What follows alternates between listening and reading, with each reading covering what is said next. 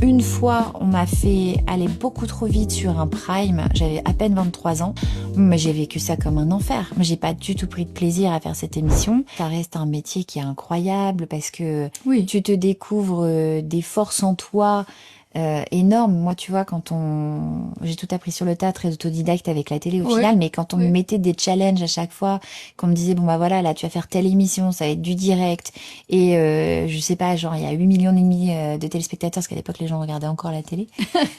Donc ça te met un petit coup de pression parce que tu dépasses tes propres limites, tu sais même pas que t'as cette capacité en toi ou cette force de pouvoir le faire parce que ça fait quand même un peu peur au départ ce genre de choses, tu vois.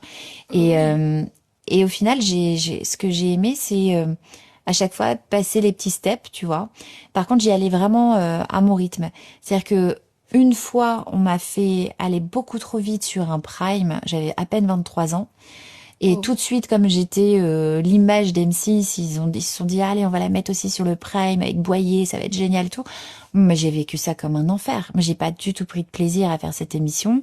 Et donc quand M6 m'a dit, oh, le prime a cartonné, on va t'en programmer un autre pour dans un mois et demi, j'ai dit non, non, non. Et ils m'ont pris un peu pour une tarée parce que ça se refusait pas à l'époque.